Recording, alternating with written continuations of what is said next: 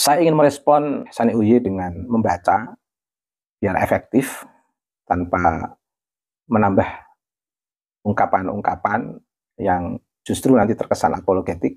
Di dalam kesempatan ini saya mengucapkan apresiasi lah kepada Sani Uye, sosok muda yang energik, yang responsif terhadap perkembangan sosial media terkait dengan isu-isu keagamaan.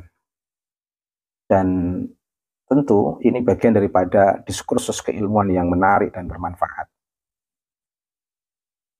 Termasuk salah satu di antara keaktifan Sani Uye adalah merespon pernyataan saya sebagaimana yang sudah beliau perdengarkan kepada publik, dan itu suara saya.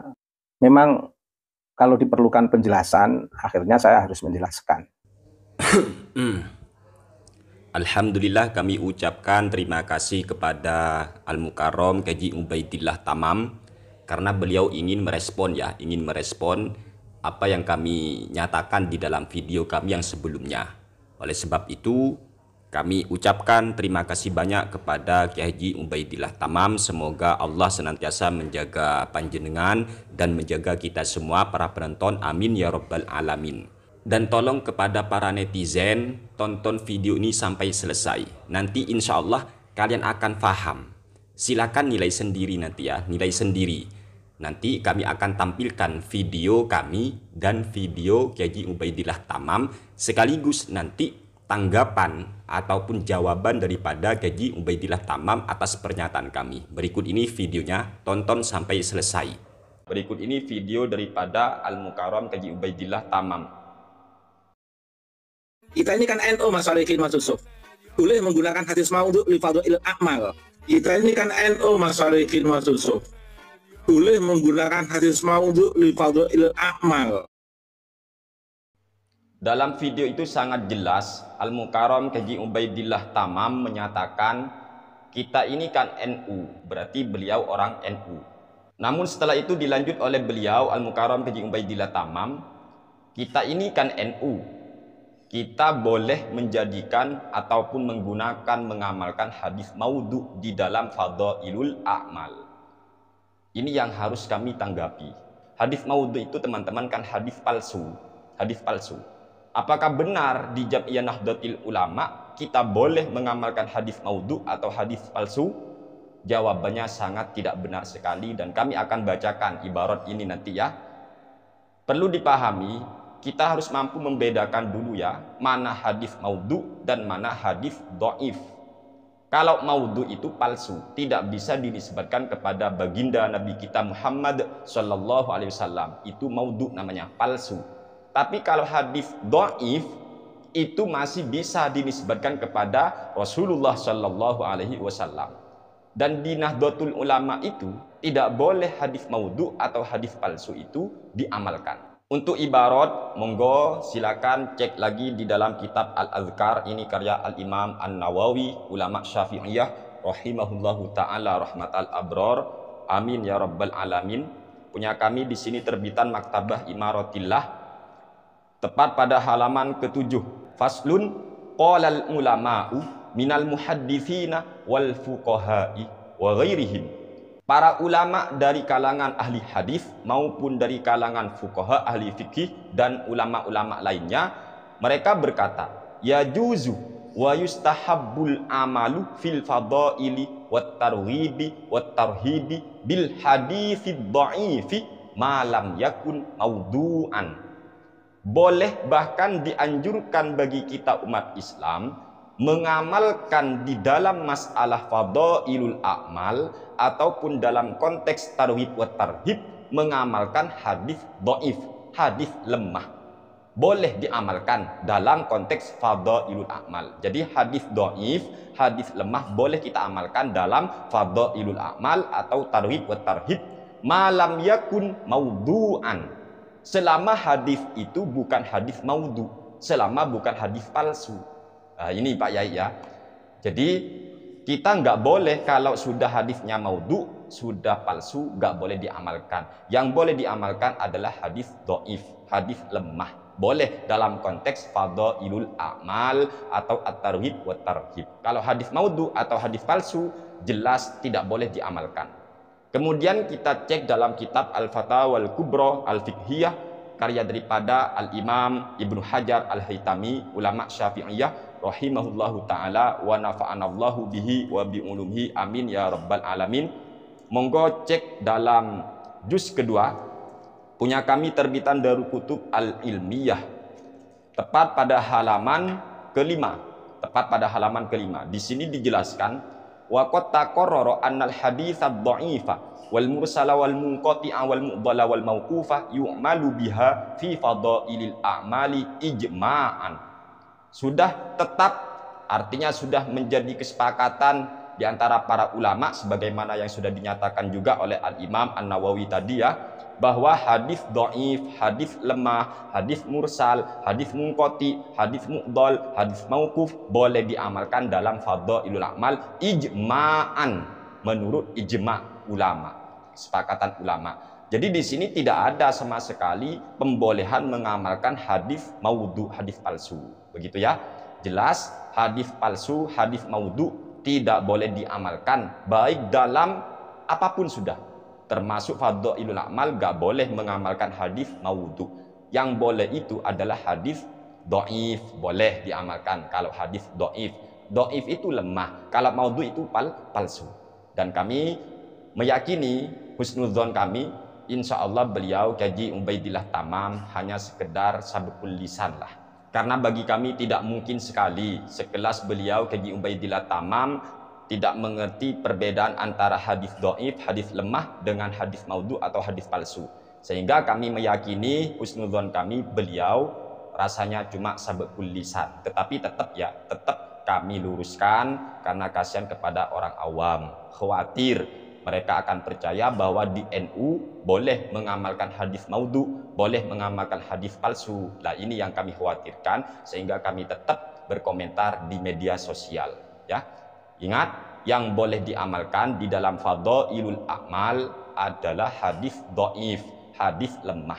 Dan di NU itu tidak boleh mengamalkan hadis maudhu. Apa hadis maudhu? Yaitu hadis palsu.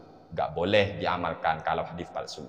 Begitulah isi video kami yang akan ditanggapi oleh Al-Mukarram Kaji Ubaidillah Tamam. Intinya, di video itu kami sangat tegas ketika beliau Al-Mukarram Kaji Ubaidillah Tamam menyatakan dirinya orang NU dan beliau mengatakan boleh mengamalkan hadis maudhu, boleh mengamalkan hadis maudhu atau hadis palsu dalam masalah fadhailul a'mal. Maka pernyataan yang begitu kami bantah berdasarkan kitab para ulama. Dan katanya beliau itu kan mau menanggapi bantahan kami ini ya. Silakan berikut ini video daripada jawaban daripada Al-Mukarram Kaji Ubaidillah Tamam. Tapi ingat ya, ingat kita harus paham dan selalu ingat konteks pembahasan. Jangan lari kemana-mana ya. Monggo silakan nilai sendiri bagaimana jawaban daripada Al-Mukarram Kaji Ubaidillah Tamam. Berikut ini videonya.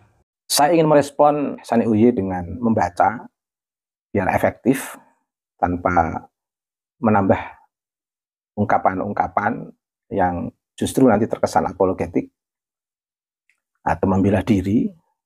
Tetapi kalau tertulis kan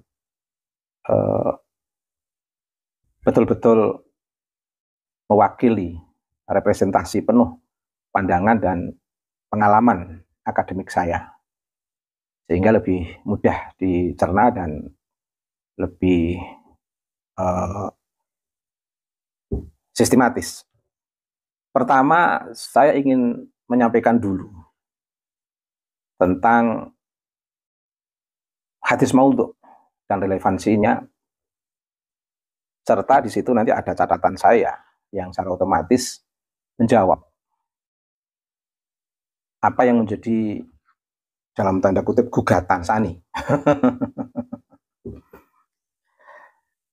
Yang pertama, hadis palsu atau hadis maudhu adalah perkataan dusta yang dibuat dan direkayasa oleh seseorang, kemudian dinisbatkan kepada Rasulullah Shallallahu Alaihi Wasallam Kedua, seluruh ulama pun sepakat haram hukumnya meriwayatkan dan menyampaikan hadis maudhu, kecuali dengan menjelaskan hakikatnya bahwa ia hadis palsu atau hadis maudhu.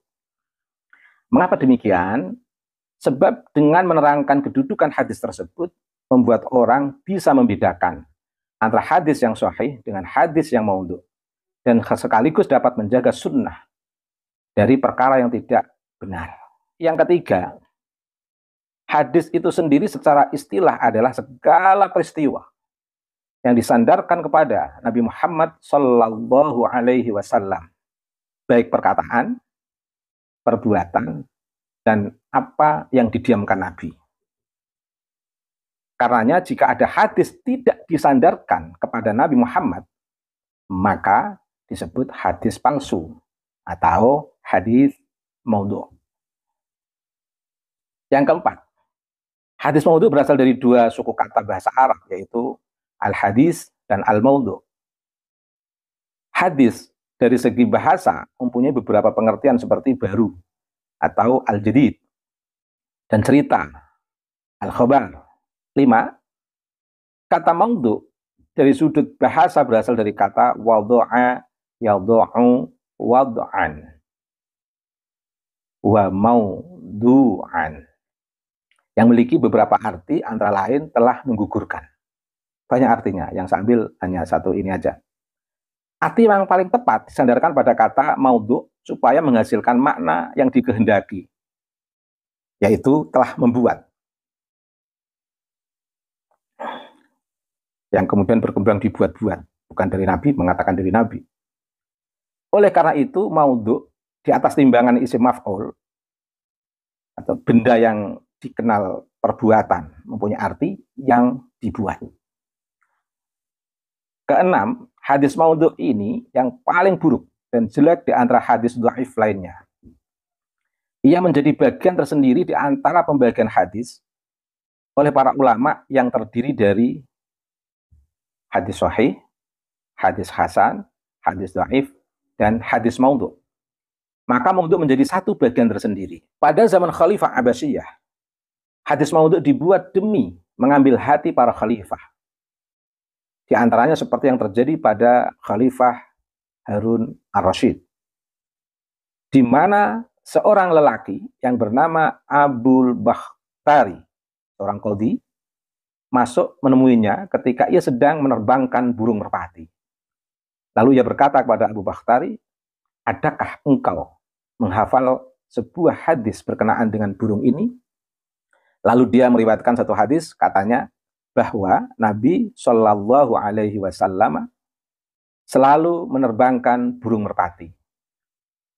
Harun ar-Rasyid menyadari kepalsuan hadis tersebut, lalu menghardiknya dan berkata, jika engkau bukan dari keturunan Quraisy, pasti aku akan mengusirnya.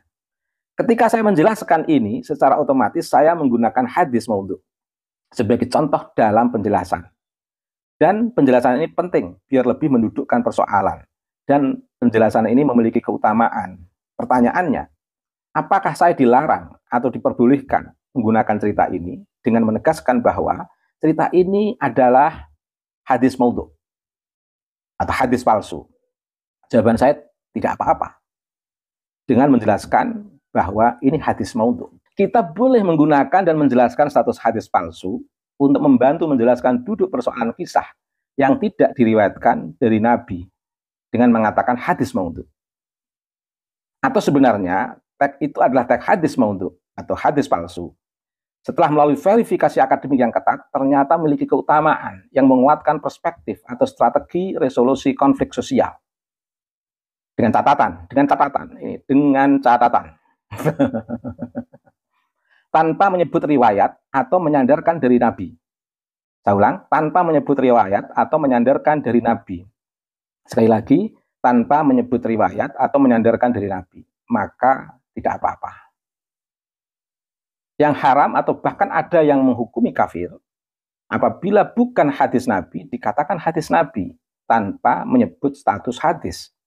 Setelah kami simak video daripada Al-Mukarram Haji Ubaidillah Tamam ini sampai selesai, ternyata beliau menyatakan kita itu boleh meriwayatkan hadis maudhu, kita boleh meriwayatkan hadis palsu asalkan kita jelaskan bahwa hadis itu palsu, asalkan kita jelaskan bahwa hadis itu maudhu.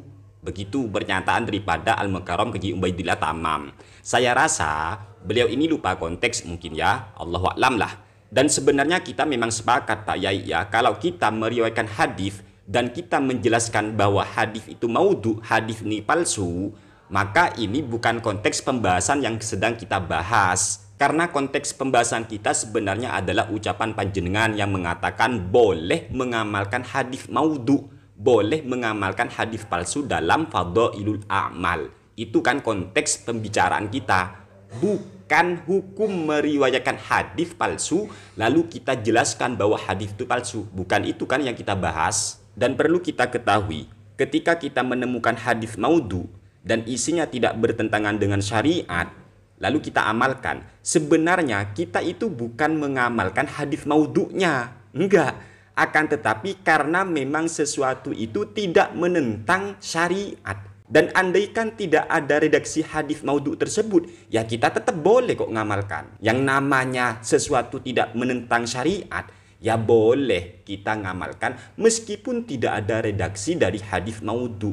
Artinya apa? Bukan hadis maudhu'nya itu yang kita amalkan, tetapi karena memang tidak ada larangan dari syariat, apalagi sesuatu itu didukung oleh Al-Quran atau hadis-hadis sahih yang lainnya. Begitu Pak ya. Dan kami mohon maaf apabila ada kekurangan atau kata-kata kami yang kasar kurang berkenan. Kami mohon maaf yang sebesar-besarnya kepada Al-Mukarram Haji Ubaidillah Tamam. Semoga kita semua dalam lindungan Allah Subhanahu wa taala. Amin ya rabbal alamin. Wassalamualaikum warahmatullahi wabarakatuh.